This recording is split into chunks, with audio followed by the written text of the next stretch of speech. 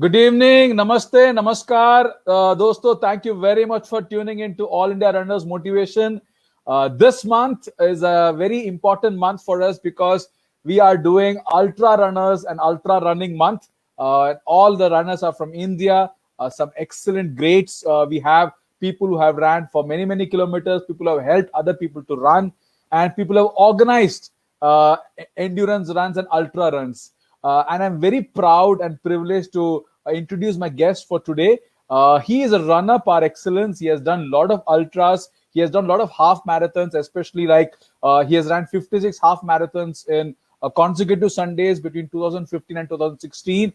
He has actually done ultra marathons like 24-hour relay run, 80 kilometers run.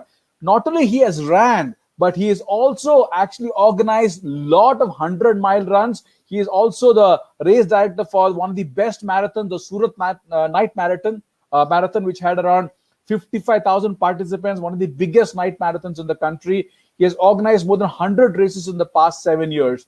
And he is also one of the co-founders or a founding member of the club called as Run Buddies, which is a sports company, and also they have organized a lot of runs. And he is also the race organizer for runs like Matharan and Endurathon, Kargil, Konkan, and Stone Ridge, and a lot of runs like Xmas runs. So, without further ado, I would like to introduce my guest. आज का हमारा guest है, privileged to have you, Mr. Arvind Bijwe. Namaste. Namaste. Thank you, Ajish, for a nice introduction.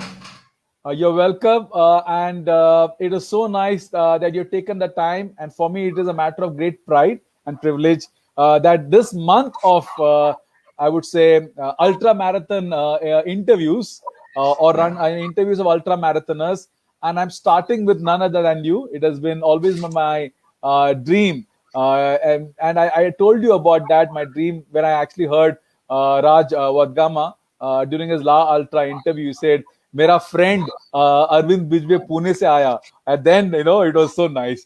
And your name was repeated by Ashish Kasdokar also, or he also actually told about your name. So it has always been my dream, kind of, so to talk to you, and nice of you to come. So how is the weather in Pune now?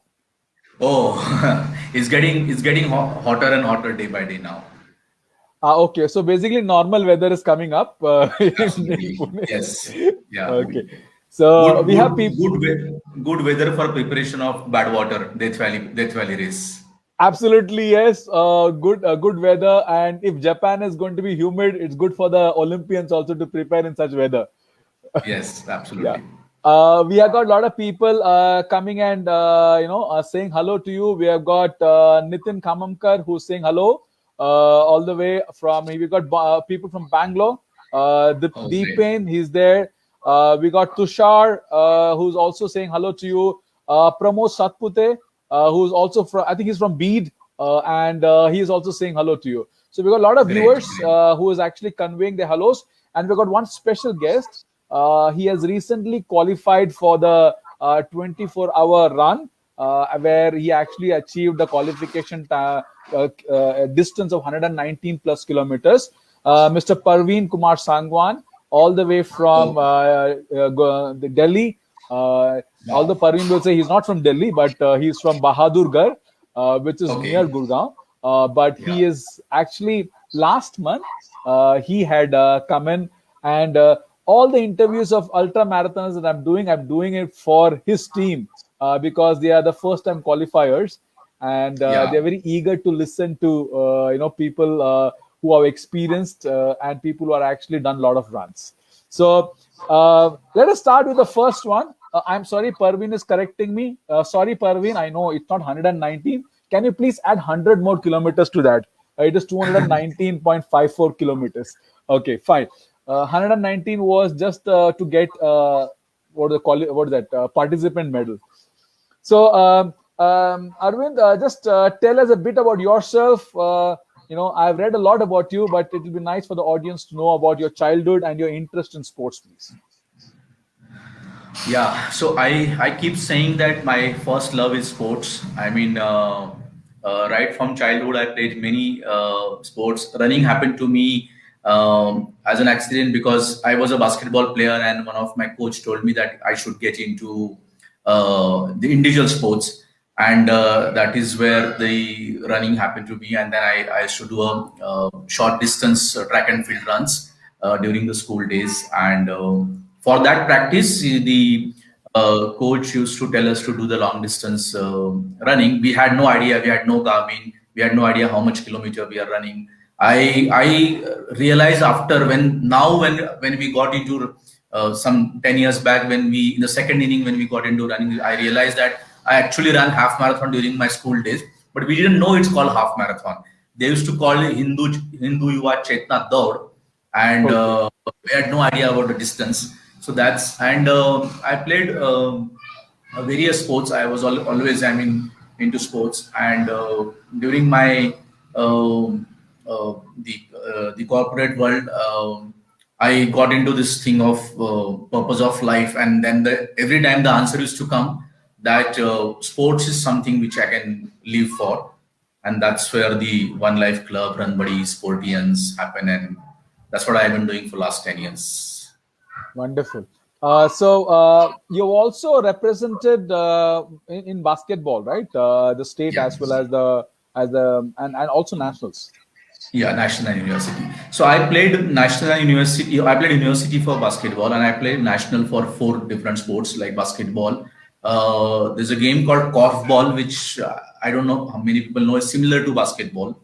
I played national for Atya Patya. Again, game people I don't know whether they know is something like a combination of kabaddi and kho. And another game called throw ball. Then that's also I play because.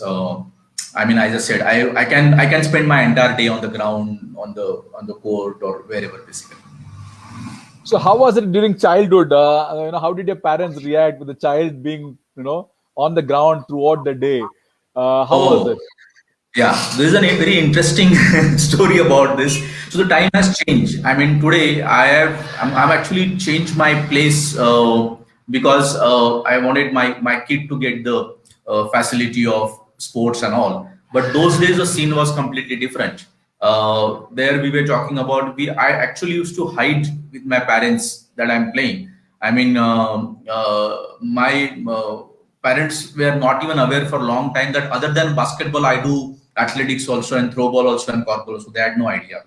Okay. And at times I had to actually lie that I'm going for practice. So the scene has, I mean, it was, I mean, I'm not blaming them. Those days, the more focus was on the study, and there was a very simple formula in each house was if it's a son, he's to become an engineer, and if it's a daughter, she should become a doctor. I mean, we're talking about those era. So it was a tough time as far as parents are concerned, but no regret. So what happened when they came to know that you are playing all the other sports? How was the reaction at home? Uh, I don't think so. My father ever came to know about it. Uh, Okay. I had an idea because once my name came in the newspaper. Because what happened whenever there is a national team gets selected, it comes in the newspaper, and I lied to her. I said, no, it's not throw ball. It's actually a basketball. It's a misprint. Okay. Yeah. So one of your friends, I don't know his name, but he has put his nickname as Fit Monkey. He's saying, Arvind Bijway, is there any sports which you avoid or don't like? So he has asked this question. I'm sure he's your friend. Yeah, yeah. It is asking this question. I hope he can tell his name, or you can tell his name. Who is he? Fit monkey. Oh, I know so many fit and monk people, so I don't know Okay, combination is fine. this. Fit monkey, if you can identify yourself, then Arvind might be able to recognize you. So tell us, your first, previously you said that you never knew that you were doing long distances. But when did you start, running, taking up running, a little bit seriously, and what inspired you to do that? Um, uh, I keep calling it as a second inning because I did used to run. I was not aware that I'm into a marathon sport. We didn't even know the word called marathon those days.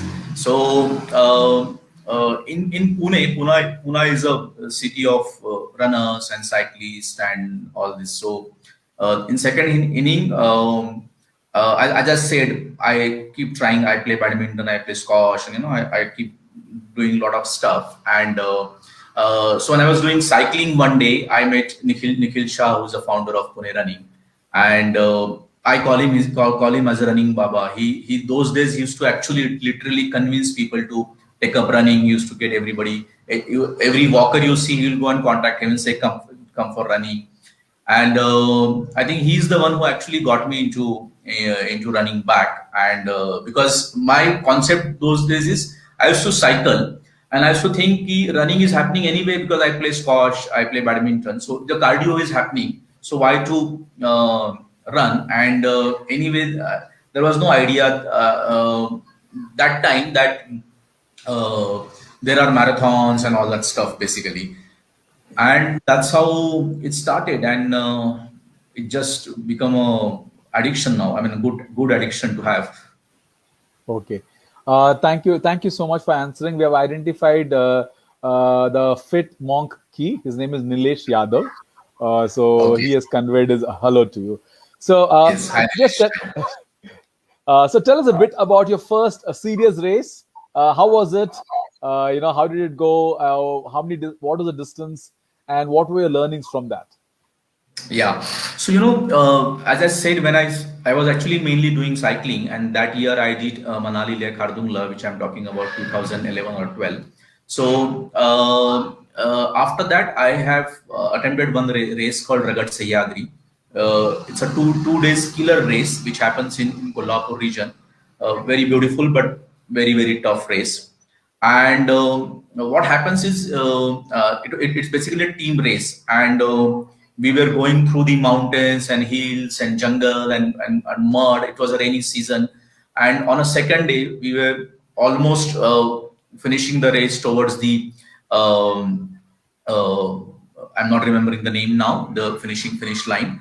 It's Pawan Khind. And finally, after 2 days of grueling race, we saw a tar road, and we were happy that. And then someone told us it's just another 9.5 kilometers to finish. And my partner thought it's all fine, and he just gone ahead. And in fraction of second, my cycle got punctured, Okay. and it was pouring like anything. I didn't have the puncture kit, I didn't have the pump, and my partner had everything. He gone ahead. I had Okay. no other option than to run with the cycle. So I Okay. ran the 9 kilometer, and I realized, oh, I can run too. Okay. This is how I got into the. Then I signed up for marathons, and and that's how the marathon running started basically. Okay. Was there any coach during that time, or did you follow anyone? A lot of people when they start running, they either do it in a group or they have got some mentor who would actually help them. Who was your Yeah. mentor at that time? So if you ask me, in my first inning, my school days, there's a sir called Mishra sir. I mean, very sincere. He used to 5 o'clock in the morning. He used to come on cycle for almost 15-20 kilometers. Those days, he used to come on cycle to coach us. I mean, since he has done his the MPED and all this, since he had a lot of knowledge. So I mean, we were too young. We had no idea. I was not even knowing which sports I am into. I mean, we were not knowing anything of much about. There's no exposure. There's no internet.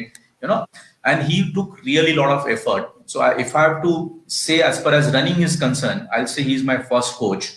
And I very well remember when I did my first um, 21 kilometer, which I keep now I'm saying half marathon. We didn't know marathon word those days. दौड़ बोलते थे उस time पे. And after he said, आप अगर finish कर लोगे तो मैं आपको चाय और एक समोसा दूंगा करके. Acha. That was an incentive, and I Acha. I still remember that half cutting chai and a samosa. I think that's the best reward probably I got for running the half marathon, and he really took a lot of effort. I mean, This is a bit like Sachin Tendulkar's coach, no? अगर इसको out किया तो वो पैसे लेके जाओ. So some used to keep that money like coins. If you can get them out, take the money.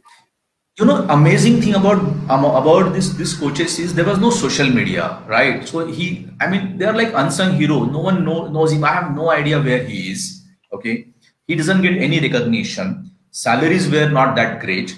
There was no sponsor. There was no support. So today, when I remember him, he actually used to spend money from his pocket. Whatever little amount. A half cutting chai, but he used to give that as an incentive whenever we used to run well or whatever. It's amazing. The way people had dedication and with no expectations. Today, even if you do a small thing, the first thing we do is we take a photo on a finish line and put it on the social media. So, or borrow somebody's medal and put it in the media. Yeah. So, you after that you actually took up running. You did extremely well, and you took up this task of running, consecutive Sundays, half marathons. Tell us a bit about that and what inspired you to take this and do this actually. Yeah, so I did this on the year when my daughter born, because two reason. One is all my friends used to they used to tell me why the life is going to be different now, because I used to travel so much, I used to do a lot of activities, and they used to always says ki ye sab ab khatam hone wala hai. Now you are becoming a father, and so I wanted to prove them wrong. That was one main intention. And secondly, I also wanted to see if I can manage both properly. So I said, if I can't travel, at least let me be disciplined and make sure that do every Sunday. And I could do 56 half marathon. And it was not only in Pune. I have done those at various locations. I ran almost each and every marathon in the country, whether it is Satara, whether it is Delhi, Mumbai, Bangalore, and Kalyan, and in Himachal. Wherever the marathon used to be there, I traveled, and I ran 56 marathon in the 52 weeks, and I think almost around 2025 sub 2. So that was a good year, good inspiring year for myself itself. Very good. You make it sound as like it's very, very old. It's like only 4 or 5 years old. It's not so old. So the way you're, when you reminisce, right? It's like as if it's like 20 years back you're done. It's like 5 years back. You're still young. So okay. So it is nice. And anything, because you're doing continuously. You are doing it every week. How did you? What did you do to recover? Because being a father also at that time, I'm sure sleep would have been up and down. So what did you do to recover? Yeah, so one thing which I kind of did consciously is basically alternate my half marathon. I used to do one marathon fast. So if I do anything sub 2, the next Sunday I will try. If it is not a race and it's only my practice run, so I used to do it a slower run. So what I realized is that when you do a slower run, the chances of injuries and the recovery time is lesser. So that is what I have done. Not that I have any fixed formula I have used, but this is what I tried doing, an alternate slow and fast run. So that's what, and I think after a first, I think 6 or 8 weeks, I think the body got used to. I even discontinued, not because I was tired or something. It's just that I had to travel somewhere and then something happened and it just got discontinued basically. So I think the body is amazing. What we can do is this. It's like unbelievable. Okay. Any learnings from those races which you actually used as an experience to help others? Any learnings from those, because you're running practically every week, or 1 or 2 half marathons? Any learnings which helped you? As I said, I think if you are one learning is, if you are feel that you are not recovered, and if you still want to run, because if you don't run then you sometimes feel a bit low. So the best thing is don't worry about the timing, and take it easy and do slow easy run. That kind of helps. So you have done run also, as well as you have recovered, and you have a better time of recovery. That is one learning I will say. And I at times I think I regret because those days I was more sincere, because I had a target that this year I will do every Sunday I will do a half marathon. This is my daughter's first year, and I think I'll remember this for my rest of my life. So that also can help me become more disciplined. And I was other strength training and other cross training. I was doing it very sincerely. Okay. Since Nikhil is saying that that 56 half marathon should be named as Ab Tak Chappan. So I think to give a name for that, maybe you could have had a poster doing that actually. So it's nice. From half marathons, you actually ran ultra marathons. Tell us a bit about it. What made you do that crazy distances? And how was the change from doing this from half marathon to okay. ultra marathon? So I'll tell you very honestly, I have one is I have never prepared for any race as such. I mean, I've never signed up for a race and did a preparation as such. I think everything happened as an accident with me. I mean, whether it was the first Hindu Yuva Chetna Daud also, which I had no idea, or whether first time when I gone to Brazil and with Vishwas Bhamburkar, he was the first Indian to finish the race. Those time I'm talking about 2014. So those time the qualifying time was 60 hours, and I end up running with him for 87 kilometers. That was my longest distance. And I somehow used to say ki half marathon is good enough. I don't want to run in the city.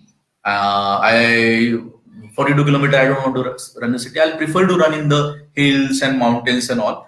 But as I said, it just happened to me. I mean, that's what the first longest distance happened, and then I realized, okay, I can run, and that's how it started. Okay, that's wonderful. Arvind को हिल से इतना प्यार क्यों है? It's actually fun. Yeah, I mean, so I keep saying about some of the hill runs or some of the mountain runs. They are challenging, but you know what? They actually at times help you, because you have a justified reason if you are walking, because it was a climb. On a flat road, sometimes if you walk, then you will say, "Oh my God, you are not prepared." But on a hill, you have a reason that there are this thing. I mean, that's apart. I actually love running away from the. I'm anyway outdoor person, so more than city, I prefer to run in the hills or the mountains or I mean wherever. Not in. I mean, my next question is, Arvind को elevation से इतना क्यों प्यार है? जितना ऊंचा उतना अच्छा, ऐसा क्यों है? So hill is normal, okay, you can go to Satara and come back, okay, लेकिन elevation जितना ऊंचा उतना अच्छा. So there's a very interesting thing about me. As I said, I haven't planned things. Things happens with me. Probably it's a law of attraction. Because I always wanted to be part of this thing. So the first time when Raj Vadgama attempted his 222 kilometer, so Hari was supposed to crew him, and he was doing some mountaineering in Leh, and he hurt his back. And I got a call from Raj Vadgama saying, "तेरे को नहीं बोलने का option नहीं है, and I know it's too late, and I want you to crew me. And it's for 222 kilometer. It's in Leh. The race is starting from Nubra Valley. You have to go to Khardungla, come down to Leh, and finish at Warila." And I reached there literally 2 days before the race, and it's Leh. You need to acclimatize, and unfortunately, all other crew members, in spite of the fact they reached early, they had they had an issue about the health. They had, one crew had a vomiting. So what happened in the end? Even because I reached so late, I also had an issue about headache and all these things. And only actually on the race day, it was only me who left, and it's me and Raj Vadgama, and I had no other option than to support him. And and probably I was determined and all these things, and I ended up running 117 kilometer. I had such a bad blisters, and that's what I realized. I think I can handle mountains in spite of the fact that if whenever I go reach there on shorter notice. I'm not advising them this to anybody. It is not at all advisable. It is very, very risky, especially when you are talking about Ladakh region, especially when you are about 15,000, 16,000 feet. It's not advisable to not acclimatize. I had tough time, tough night. I had a headache whole night, and Ashish was also there, and I was worried that Raj kept faith on me, and I'm not able to support him. And I think that somehow that inner feeling and somehow that willpower helped me, and that gave me a feeling that I think I'm somehow good for mountains. That's how it happened. Okay. When it comes to ultra marathon, I would say that you experienced all surfaces. You experienced trail, you experienced mountain and desert. Which one would remain your favorite actually, and why? Okay, so if you ask me, I'll have to choose two. If you ask me, outside India, Brazil, of course. I mean, it is one of the best terrain. It's a tough terrain. I mean, it's like we're talking about climbing Mount Everest and descending within 48 hours. Is that kind of a elevation we are talking about? So it's very scenic, and it's beautiful, and it has within one race you have all three seasons. It's very hot in the afternoon, it's nice breezy and cold in the night. And all my races whenever I had gone, if it at least in 48 hours it at least ran it at least it was raining at least sometime. So but it's a nice beautiful terrain I like. Similarly, of course, I love Ladakh. I mean, Ladakh, last 10 years, I've been going every year. I keep calling that Ladakh is like a world tour. You have everything in Ladakh, and we are And lucky. are you Ashish, Mandeep, and Munish? Are you planning to buy a property, a place there? Because you guys come every year. So is Yeah, there yeah. any plans like that? No, I mean, I keep saying this whenever I'm there in Leh. So we also organize a Kargil marathon. So I normally when I go, I'm there at least for 3 weeks or sometime for a month. It's tough coming back from there. I mean, you get tempted to settle down there, and then hopefully now we'll be organizing a cycling race. So I love to be there. I mean, I don't know I, about buying a property, but maybe I I maybe a. just I just remembered Ashish said that he doesn't want to buy because his homestay they look after him really well, so he does not want to buy anything there. So True, absolutely true. I There's just some want to amazing. just put in a question. I just want this is a question because Mr. Sachin Ravekar, who is the senior editor for Nagpur Today, is tuned in. Yeah. So he just asked two things. One is that which is the first marathon you participated? That's the first question. So once you answer that, I'll ask the next question. Yeah. So as I said, I mean, if you ask me in the first inning, that was the Hindu Yuva Chetna Daud, and I know why he's asking because he's my childhood friend and he was there also in that run. So probably, Okay. so probably he's asking. And uh, the second marathon. So I don't know whether he knows marathon is a 42 kilometer. So is he asking me 42-kilometer run, or is he asking me just a run? I hope he's asking for he's a purist and he would ask you for the 42.2 kilometers and Yeah. not like our people who says 5 kilometers is a marathon. But I'm hoping that he's a purist. He's listening. So I hope it is 42.2. So, if you ask me of marathon, and if you ask me a city marathon, I actually love to run in this thing Delhi.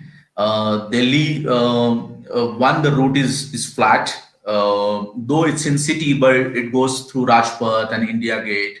It's an amazing feeling to run in Delhi, and I think it's one of the best city marathon this country has. The weather is amazing when it happens during the January, December, November, January, February time it happens. And I mean, I said the road is so flat, there is not even a speed breaker. It's so since it's a Rajpath, so I think it's a best. It's the best marathon I love in India. Okay. My second question is based on your experience as a race organizer and race director.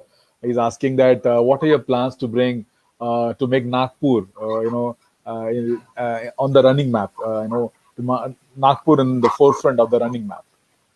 Yeah. So basically, one good thing is last few years there are many.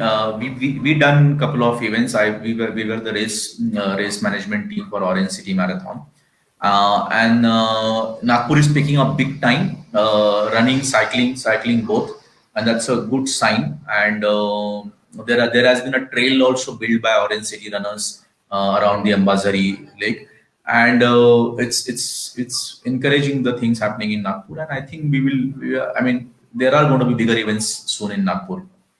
Okay. Sachin, I hope that you got all your answers. Otherwise, you can call your childhood friend anyway. And I'm sure he will give you personally a sound bite for the answers. So when it comes to ultra marathons, a training question for you is that what are the things? And I'm asking as a training question because you have crewed a lot and you have seen people running from real close. So that is why I'm asking you the training question. Is that if you want to give some pointers on training part of it, what are the things you would recommend to anyone running a ultra marathon or a 24-hour or a overnight kind of run, 24-hour runs? A few things which you can help. Yeah. I don't know whether I'm qualified for giving training tips, but I can always talk about the experiences and the learning. I know what because touchwood, what are the whichever major races we have done other than the one race, all the guys have finished. I mean, and we're talking about all the toughest race. Like I crewed three times Brazil this thing. So the first Indian to finish, Vishwas Bambulkar, I was his crew member. The fastest Indian, Brish Sharma, I was his crew chief, and of course Ashish did it very comfortably. Then Badwater, Raj Vadgama's Badwater. So that also was an experience. I have also done a race across West crewing for Krishna Prakash sir. And of course La Ultra. I mean the longest race. 10 years. 10 years. Yeah. So La Ultra is like 5 kilometer for Ashish, 3 for Raj, and 2 for Raj again. So each race had a learning and the observation, because see each of these athletes, whether it's Krishna Prakash sir, whether it is Ashish or Raj or Brish Sharma or Vishwas, they are great athletes. And but if since I've traveled outside and I've seen other athletes and the international athletes and their preparation, I think that is where we as a country need because of the exposure, probably because of the general knowledge. We have to be really well prepared in terms of especially the hydration. The hydration we actually took too much for granted. So I have seen people noting down every hour how much calories are going and how much this thing. So I think these things we should not take it casually. It matters. We're talking about extreme sports. We're talking about doing something which is not human. I mean, who runs 217 kilometer in 48 hours or 5 kilometer? So if I have to say, I'm not saying everybody, but I'm saying comparatively. I mean, there are people now who understand, and there are a lot of nutrition who are suggesting things. But at times, our athletes are also reluctant, or they are not used to those practices. So I think that is something we, as a country, I think we need to work on those things, and that will probably help us to do better in these big races. Okay. When it comes to crewing, you also are, you look after the nutrition of the person or the athlete Yeah, whom you're crewing. yeah. So, what are the tips you can give on nutrition? And I got a fun question, which you know for sure what I'm going to ask. But before that, the tips for nutrition for such races, multi-day or 24-hour plus runs. Yeah. So as I mentioned, I think while training also, when you're training for these long races, you need to have those similar nutrition. So one thing is my experiences with all these ultra runners is, if they have done a mileage well, if they have done a lot of long distance runs, then the race becomes relatively easy. This is what is my learning as a crew member, as a crew chief.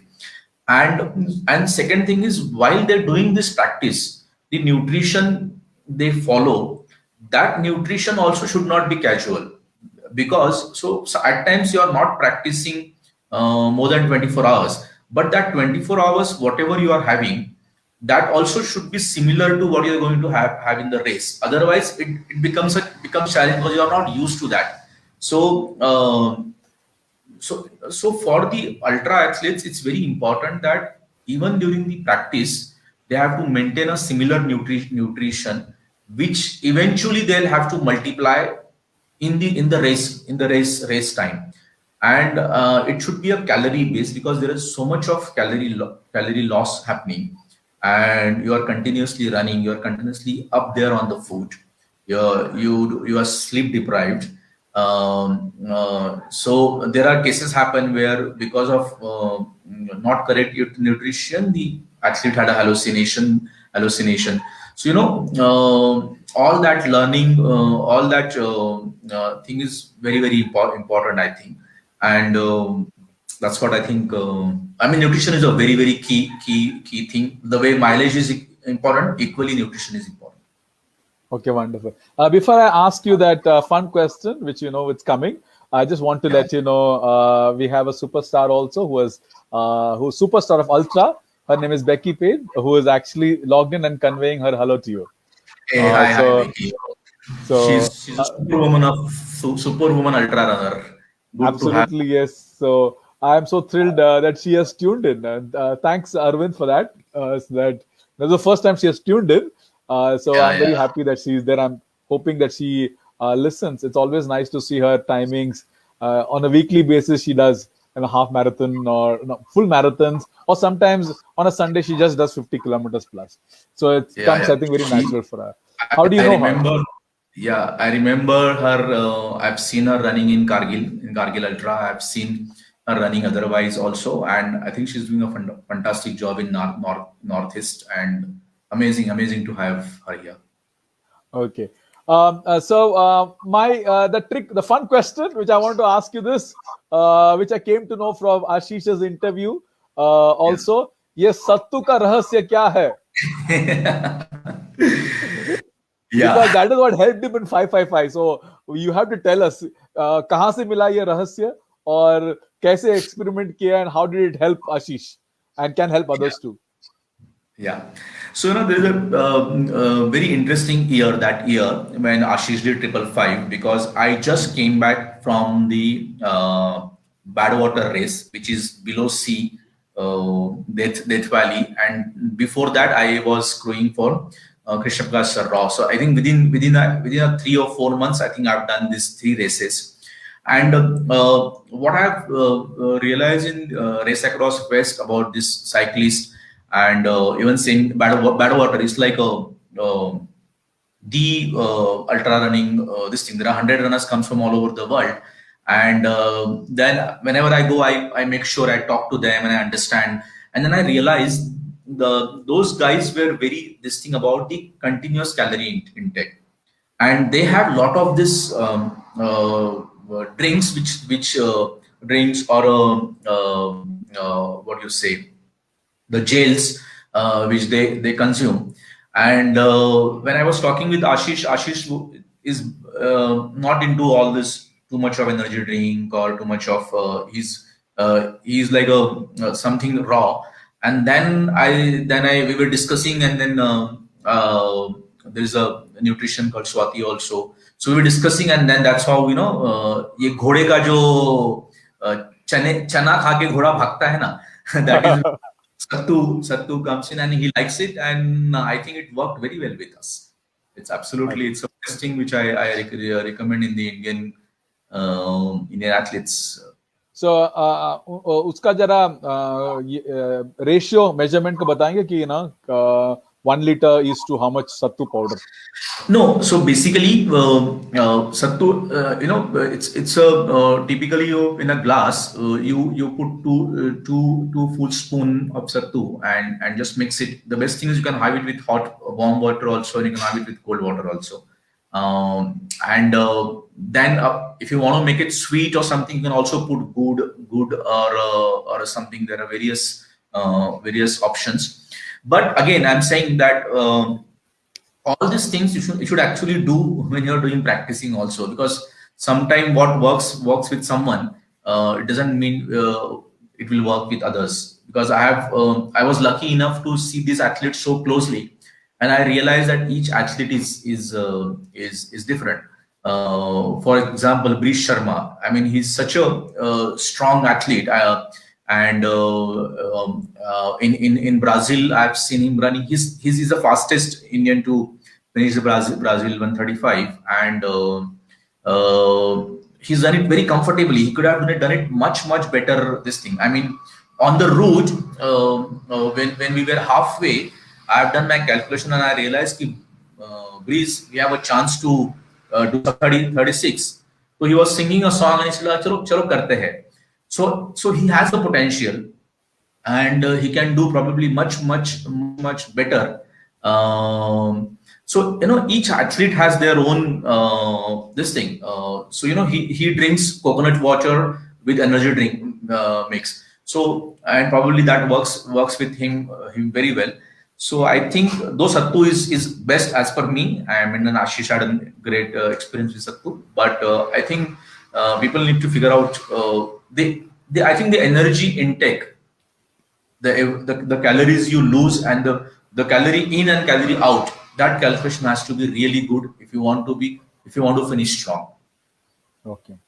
And how often was this drink taken by Ashish? I think every 4 to 6 hours. 4 to 6 hours. Okay. So one thing about running in mountains is the lack of oxygen. For Becky is not an issue because she's from that area, and she kind of runs in that sort of not the Kargil type of weather, but at least an elevation is there, and she's kind of used. But for normal people who want to practice for mountain runs or ultra, what are the recommendations when it comes to training themselves for a better lung capacity and lower oxygen levels? What do you recommend? Yeah, so I'm sure people who travel regularly are aware that they need to reach early, and so it's not only about reaching early and staying in your hotel. You have to. I mean, when I keep saying this, when you reach to Leh, so you don't sit inside. If you even want to take it easy for the first couple of days, make sure you sit outside. You be outdoor as much possible. And the first couple of days, probably take a small walk, take this thing, and then you have to keep going up and coming down. I mean, the rules of mountains basically. The best way to acclimatize is you climb up and stay down. So it's not only about reaching there; it's also about going and doing some smaller runs, easy runs, and try to get more acclimatized. If you acclimatize well, drinking water, of course, I mean, that's like a key. You really have to. I keep saying this that how much you are drinking is not matter. Are you peeing regularly? So if you're peeing regularly, it means that you are drinking properly. So at times, even if you have to drink 6 liter, 7 liter, don't worry. I mean, water is the best friend there in the mountains. And this I'm talking about I'm not talking about during the race. I'm talking about the acclimatization before the race. And if you are acclimatized well, trust me, your half battle is done. Okay. It becomes so easy. Okay. Thanks for that. A couple of fun questions for you. You have been with so many people, especially in multi-day runs. Uh, Yeah. Crazy hallucinations. Any funny stories you can share? Oh, we can talk Ask, about this whole night. yeah, we have a chapter for that. Oh my God. I mean, there are, uh, I think, I mean, not because I have done so much of crewing, but in ultra, when I've traveled outside, so they actually recognize the crew members. They actually recognize each and every crew get a medal, and and when they give the finisher medal or they give the trophy, they actually get the entire team at the podium, and they say, "Ki it's not the individual race; it's a team race." Because after a while, the athletes, he's not in his senses basically, and he's not in a position to take decision in terms of what pace he has to run, and how much distance is left, and then I think that is where the crew plays very important role. And here I think, I keep saying this, as far as crew is concerned, it is not necessary how good the crew fitness wise. What matters is the his temperament. So crew has to be really cool temperament, and he has to be very clear that it is not for him. He's there for that athlete. His job, he has only one job, that he has to make sure that the athlete sees the finish line, and then he has to handle all the funny thing, whatever athletes demand or whatever he says.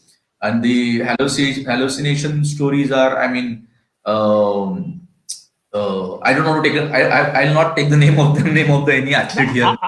Ashish has already shared his hallucination story where he refused to believe that the finish line is few meters more and how he managed Oh, to complete it.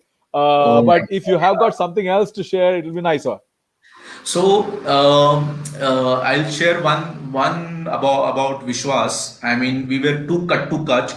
We finished the race 20 minutes before the cutoff time. You can imagine the scene there. And the last 42 kilometer, and we were doing very good. I had my calculations, and I was knowing that we are very cut to cut. And suddenly, in the middle of nowhere, this guy, he's while running, he just stopped and he sat down on the zameen, and on the main, I mean, the pathway, and he's telling me in Marathi, he I just saw a dream, and my Aji is saying ki, I'll tell you in Marathi because he said in Marathi, I Yeah, yeah. categorically remember, की आजीने सांगितलं आहे की डोक्यावरती बर्फ ठेवा नाही तर तू मरशील म्हणून. Arre, So my arre. in the dream, he's running, he's already ran 180, 190 kilometer. He's up for last 48, 50 hours, and he's telling me that he's in a dream, while running in a dream, his grandmother came and he said, you have to keep a ice on the head, otherwise I will die. Yeah. And sometimes the situation is so bad. Unfortunately, the crew vehicle were much ahead, and just two of us. In Brazil, language is a major barrier. Major barrier. You can't. Hardly anyone speak English, especially the interior area. And this guy is asking me eyes there, and he refused to get up, and we were like too tight on timing.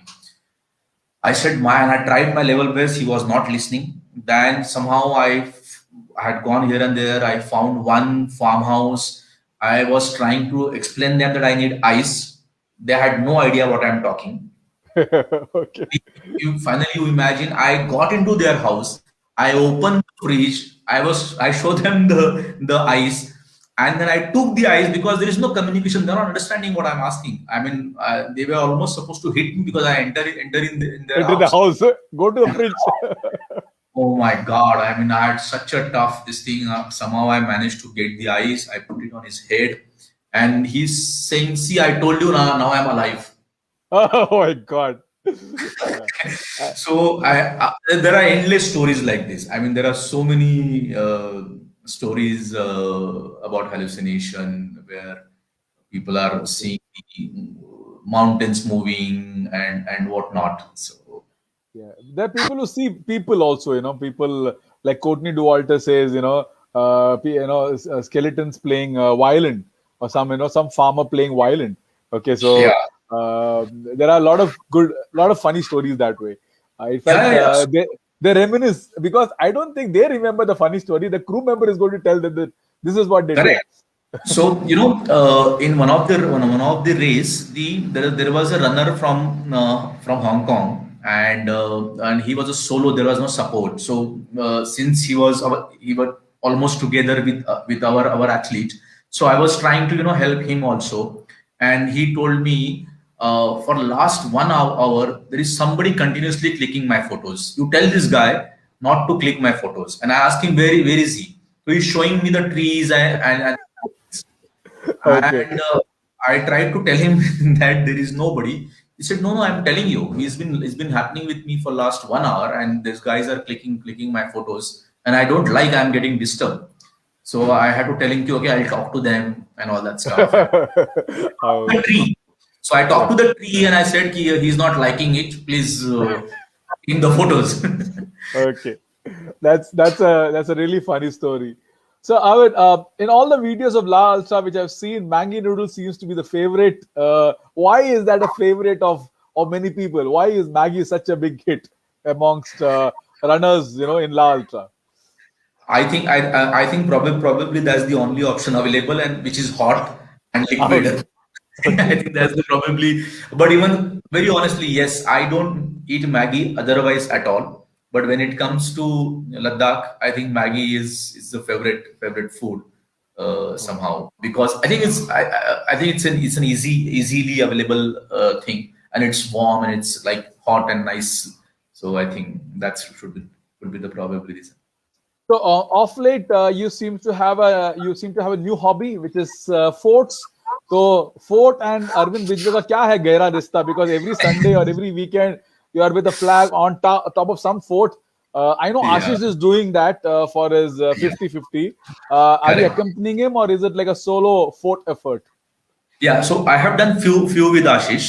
So we are doing something called Run the Fort. So with Ashish, some of that we are doing it together. And otherwise, also I'm doing for one reason. I mean, I have all the time of the world. There are no races happening, and we are lucky. We are blessed that we are surrounded with Sahyadri, and there are so many forts. So in our lifetime, if we can finish all the fort, that will be a big achievement. There are so many forts around Pune, Nashik, and Kolhapur region. So there is an ambitious plan to cover all, and there are many people in Pune who has done the fort. So and it's I mean there's nothing better than doing this. It's so scenic and so peaceful. I mean, it's just out of the this thing. So I was giving somebody a philosophical GAN that so there was a time where I used to travel so much and I used to like to go to places and all these things. So I've been to Grand Canyon also, and I keep saying it's okay if you can't visit to Grand Canyon. Trust me, the Sayadri has equally amazing terrain and beautiful terrain, and you can actually do at hardly any cost. There is no cost required. I mean, there are times where our daily spend was not even $500, which includes your going, coming, and all these things. So if some of us who can't make it to Grand Canyon or a Death Valley or Mobla or whatever, I mean, I've traveled so much, and then I keep saying ki if I had an option to stand in the long queue to go on the Paris Eiffel Tower on the top, and second option is to go to Fort in Sayadri, I'll prefer Fort in Sayadri. They are just amazing. They are so beautiful, actually. Wonderful. And you have crewed so many people, so you're kind of, I would say, not kind of, you are the expert in crewing, crew in chief also for the past 10 years for La Ultra. For what are the tips you can give, which, we got few people who are tuned in who are doing 24-hour runs and they also have a crew. What are the instructions the athlete should be giving to the crew, and what are the things the crew should be, should be aware of and should be doing? Like a top 5 tip kind of section So on crewing. One tip I'll say is basically you have to fool your athlete. That is what I will say. Okay. So when I'm saying you have to fool your athlete, is it means you have to basically judge uh, you, what is he expecting from you. You know, sometime unnecessary motivational pep talk can irritate him. Sometime too much of you also irritates him. So the rotation of crewing is also important. You can't have only one crew for longer time. I mean, so what happens is typically there's a rotation and the crew is pacing and he's running or walking with the athlete. So the rotation is very important. So he gets some change of a person, so he can talk something about else. Also, don't always keep discussing about how much time is left, how much distance is left, and all these things. Sometime you have to just talk to him completely some different topic than running, because you know he has already so much in his mind, so much, because he has his calculations in mind.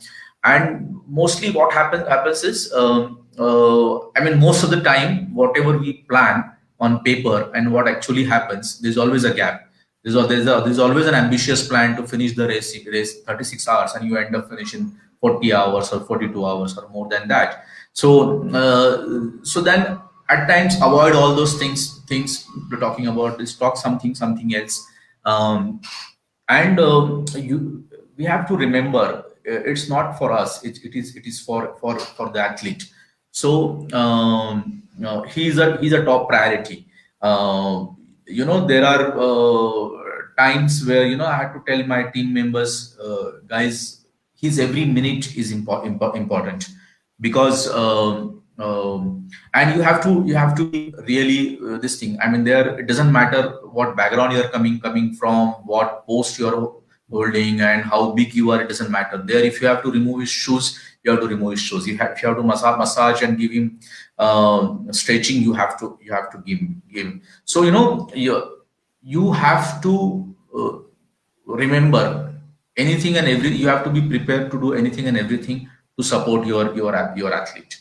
So you can't say and another very important thing. The new crewing member, everybody is very excited on the day one, the first 24 hours. They just want to run with them, and sometimes the crew member comes with an agenda of running 100 kilometer or running this kilometer, because he thinks ki, okay, if the 135 miles are there, I want to do my 100 kilometer in that, which is actually not a good idea, because you have to save yourself.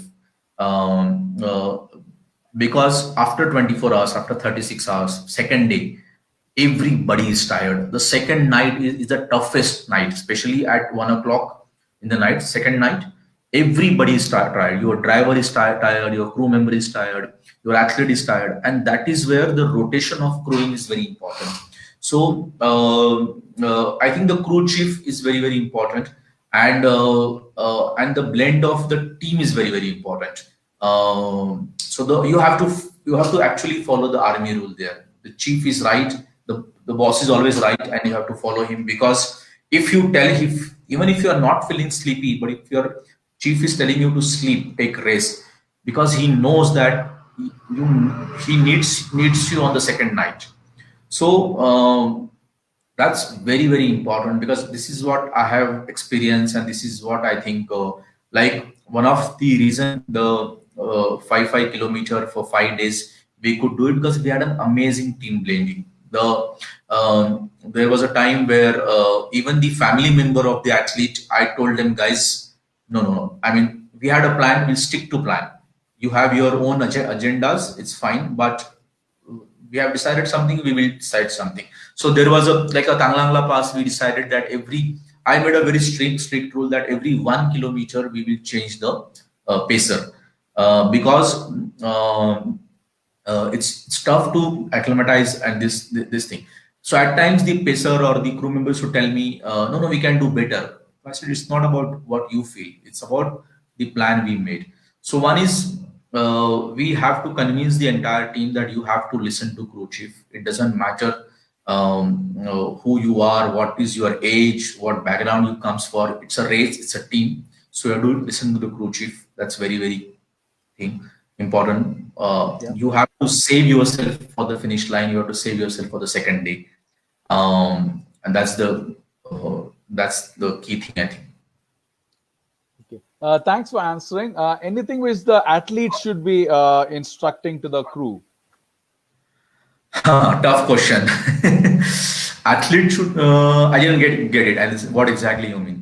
I mean, what are the instructions the athlete should be giving to the crew? I mean, like, is it because, one is that they will be knowing the person, but is there anything the athlete should be doing so that the crew member knows about things? Anything which they have to tell you? Yeah, I know whether I should say this or not, but I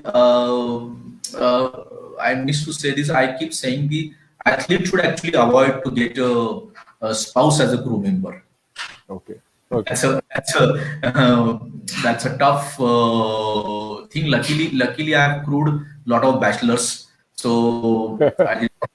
But and as far as athlete is concerned, athlete must tell all his habits in terms of running pattern, the eating pattern or sleeping pattern. He of course must brief the team, and he should be honest when we are making the plan. It's no need to plan very ambitiously, because what happens then, if you plan too much ambitiously, then you unnecessarily have a guilty feeling of not performing. So you are already doing an ultra run, you're already an amazing athlete. That's the reason you are there at the start line. So it's no point ambitiously planning. You know yourself what practice you have done. And very honestly, I've done enough of crewing at enough various region. We have no control on what athlete thinks after the 36 hours. Okay. Because he himself doesn't have any control on his thoughts. So when he's getting irritated or getting angry, or he wants something, that's what is your skill as a crew member. You have to judge that what he needs that time.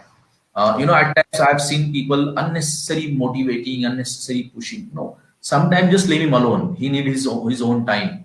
He needs to be alone. He has to be this thing. So that's very, very important. That there's no formula as such. You have to judge at that time what is the requirement. And sometimes I think probably I get along well with all these athletes are my good friend first, and I get along well with them. We had an amazing chemistry before the race, after the race, and I think that somehow helped me to somehow reach to most of the cases we had seen the finish line together. So it was Wonderful. great. And the fact is that since they are qualified for the race, that means that they are actually very highly motivated. So yeah, of course, you don't have to really push them. They know exactly. They are trained for it, and they are there. They know that they're going to run so many kilometers anyway. Yeah, they don't need motivation. What they need is a clear cut instructions. What they need is a definite plan. What they need is a timely this thing. I mean, sometimes you have to actually overpower him and telling you have to rest. I mean, it's no point unnecessary pushing too much also. So so and I'm telling you, all the races, 100% races, it is all dynamic. Whatever we have decided, whatever we have planned, there's always a gap between what we decided and what we deliver. So in the case of Ashish, there was one point of time we were going as per the plan, and I thought that Ashish is doing comfortably, and something came in my mind that he should not rest on the last 42 kilometer. But we had a plan that he should better to take rest. Otherwise, he could have probably finished first, because we were ahead till the last in the 555 kilometer, the last 50 kilometer. We were the first one when 500 kilometer mark is done.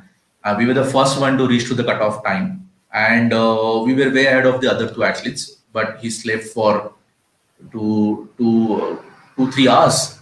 We were just 40-50 kilometers away from the finish line. But these are learnings. I think we have to. I mean, there's no script. It's not a movie. It's like a reality show. You have to pace There is it. no retake also. So There's no retake. There is no retake. yeah. Becky is saying that useful tips. Thank you very much about the crewing and other things. So she is appreciating that. Let's Yeah. talk about run buddies. And I just wanted everyone to see that, and it's a lovely background which is there. It shows that how passionate you are about Yes. being the founder of this wonderful club. Tell us a bit about it, because Nitin Kamamkum said that he started his running. He started his marathon photography also with you guys. So tell us a bit about your club. What made you start it and how is it now? So Run Buddies is me and Nikhil does this, and it started because somehow I don't like to run in the city, and then we used to go to run in places like Matheran and Durshet, and I'm a basically a outdoor person, so I keep exploring new locations, and all those practice runs become an event. So when for a Hyderabad marathon, we used to do some hill practice. So that's what Durshet happened, and then we had 32-kilometer in Durshet marathon. When I'd gone to Matheran, I mean, you can't ask better place than Matheran to run. So we have two races there: Matheran summer edition as well as monsoon edition. I keep saying this, that if you are in India, you should spend 4 months in Sahyadri. So because monsoon is best in Sahyadri. So June, July, August, September, we have 4 monsoon marathons. Then you must be in Ladakh. So we do Kargil marathon. You must run barefoot, run on the beach. So we have Konkan Beach marathon. And most of our races are just not the run. It's a family outing. It's a family this thing. I used to say, change the way you spend your weekend. At times people don't have anything to do, so they end up going in multiplex or a mall and spend time there. And then at the end of the day, they end up spending more money, as well as there's no satisfaction. But if you come for this run when you come for this running vacation, there's a lot of sense of achievement, because you have done the race, you have achieved something, you have conquered the tough terrain, and you got a finisher medal. The family does smaller this thing, the kids does this thing. So it's an amazing energy. So I say, change the way you spend your weekend. That's how the Run Buddy started, and we do some exotic races. We keep doing to attract the way All India Runners motivation. You are doing. Trying to motivate everybody for running. And similarly, we're talking about Making India Run, where we are saying, so we do blindfold run, we do barefoot run, we do, we keep looking for reasons to, get more people to run. We as a country still have a long way to go. We still don't have enough size number of people still get up in the morning and go for a run. So that's about Run Buddies. Wonderful. We have been speaking for an hour or so it's amazing Yeah. the conversation we are having with you. So, and I would like to ask my last question to you, Yes. and a few tips from Arvind to take up running as their as people as the life of a person, or fitness as a calling of life. What are the tips Arvind can give to the audience to take up fitness? Yeah, I can tell one thing for sure, that running is just not about fitness. It's a lifestyle change. I mean, when you take up running, so it's a lot of your unnecessary schedule become more disciplined, because you know that you have to get up next day morning. So other than the fitness benefit, the running has changed. I have seen a lot of people change their life. So it's a beautiful community. I mean, everywhere I travel, I get to meet some amazing friends. Then running can actually, see. I know at times some people say, "Ki, I don't run for t-shirt or I don't run for medal." I actually run for t-shirt and medal, and I love collecting those medals, because when I run and when I finish, when I cross the finish line, it doesn't matter even if it's 5 kilometers or 21 kilometer or ultra marathon. When there is somebody puts a medal on your neck, it's a good, nice feeling. It's a nice sense of achievement. And what better way to spend your weekend by participating in the marathon? So So it's not only about fitness, it's about the lifestyle, because mostly one has to run in the morning. So you have to get up in the morning. And I keep saying this always. The longest distance is from your bedroom to bathroom. But it is, if you do that and if you go down and you run, your day will be awesome. Trust me, you do this for 21 days. Find a running group nearby, find a running buddy, and go and run. This fitness helps you in many things. Today I'm able to do the forts, and I can go to a places so I keep saying this also. Wherever a motorable vehicle cannot go, if you can go there, those places are more beautiful than so many world wonders of the world. And you can go there only because of the fitness, and that comes from the endurance, and that comes from running. It's the easiest sport. You don't need anything. Nowadays, thanks to millions, someone, even shoes is not required. You can do barefoot running. And there are endless benefit. I mean, I can, again, why to run, I can talk whole night. I think we are already Okay. 7 minutes talking. Okay, so thank you very much for tuning in. It's been a pleasure talking to you. I know that you're traveling tomorrow, No, that's and okay. Yeah. your आपके पैर जमीन पे रहते नहीं है, चलना ही चाहिए आपको आगे. And Yes. you're going to the wonderful place called Goa. So I hope you Yeah. enjoy your trip. I must say that it's been a pleasure talking to you. So much of knowledge from you, and I really loved the chat. I request you to be in studio. Well, I just thank my audience and I'll just get back to you in a few minutes. Sure. Thank you, Rajesh. Thank you so much Thank you for very again. much. Thank you. Yeah. Thank you all for tuning in. And it's been a wonderful start of the session. I would say ultra marathon runners of India, and nobody better than Mr. Arvind, who has come in and spoken to us. A lot of interactions between him and us, and I love the comments what the audience has come in. Becky, special thanks to you. I hope one day you will come to my show. Here is me selling my show to you. I hope you will agree to an interview. But yes, next week we will have our own Spartan, the Kieran D'Souza, who's going to come in for an interview, and I hope you will enjoy the show next week. Thank you very much for coming in, and bye and good night, and have a good run next week. Thank you so much. 1 minute. Yes.